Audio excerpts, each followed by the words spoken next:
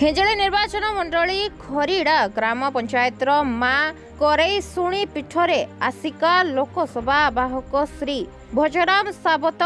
तत्वावधान रे 7 विधानसभा क्षेत्र सदस्य मानकु नेई एक बंधु मिलन कार्यक्रम हो जाइछे। 7 विधानसभा क्षेत्र आप दलर शताधिक सदस्य माने करईशुणी पीठरे एकत्रित होइथिले। उक्त कार्यक्रम को भजराम सावत तथा पिंटू भाई गंजाम जिला आप सभापति श्री सुभाष राउत आसिका विधायक आवाहक श्री रंजन कुमार राउत और समस्त विधानसभा सदस्यों को नहीं एक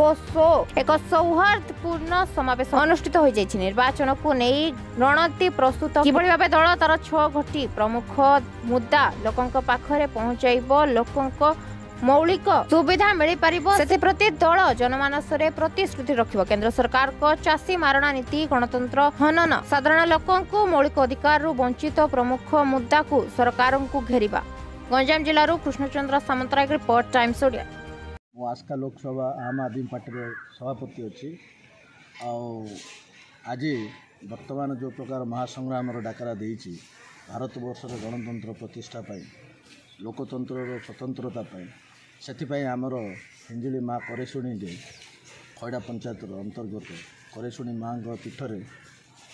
आमर 7टा जाक निर्वाचन मंडल कार्यकर्ता को नहीं एक बंधु मिलन आयोजन कर जमीक शांतिपूर्ण भाव समस्त सहयोग जनसाधारण आशीर्वाद को नाबा तत्संगे संगे आगामी दिन में आम आदमी पार्टी जमी प्रत्येक घरे पहुँच प्रत्येक जनसाधारण पाखे पहुँच तार दिग निर्णय कर जोटा कि आमर आस्कार पार्लियामेंट पर्यंत जीव। पार्लियामेंटर प्रथम सीट हूँ आस्का जोटा कि अधिकार कर कहीं ना वर्तमान चलता सरकार केंद्र में सबू आंचलिक दल मान जो प्रकार ईडी विजिलेंस इंटेलिजेंस भय देखे तड़ीपार तार विकल्प हूँ आम आदमी पार्टी जो कि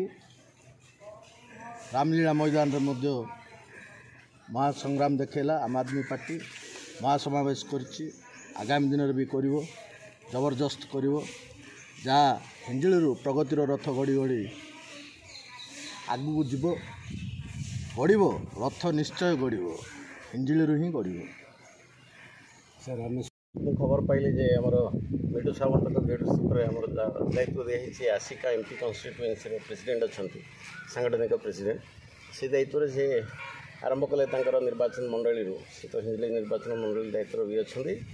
से निर्वाचन मंडली आम ये सांगठनिक बैठक गोटे करुच्छू गोटे बंधु मिलन करुच्छू आपने आसते आम से परिप्रेक्षी आसी पहुँचलु खुशी लगे। ये आमर जो आगामी इलेक्शन प्रचार अभियान आरंभ हम ये करईशुणी तार ये फाउंडेशन पड़ा आज आम आगू बढ़ी चलू कि बर्तमान तो आपण जानते देशर अवस्था देश को रक्षा करने हूँ प्रथम कर्तव्य समस्त देश जो भाई एक छत्रवाद शासन चलती देश में जो गणतंत्र को हत्या करा संविधान को हत्या कर जो एक छत्रवाद मोदी सरकार चलती तार परिसमाप्ति घटाइवाई आम समस्त एकमात्र लक्ष्य। तापर आसूँ आमर जो बीजेडी बीजेपी सब तो दी भाई आम केवल तल स्तर में ही झगड़ा साटी चली कि आपने समस्त जानते दीजन जाक गोटे गोटे कॉइन दुई पार्श्व हूँ बीजेडी बीजेपी से आखि आगे रखिक लोकों पाखे जो अल्टरनेटिव नाला बीजेडी बीजेपी पर कौन सी कौनटा हूँ आम आदमी पार्टी बर्तमान आ कांग्रेस उपर लोक भरोसा रोनी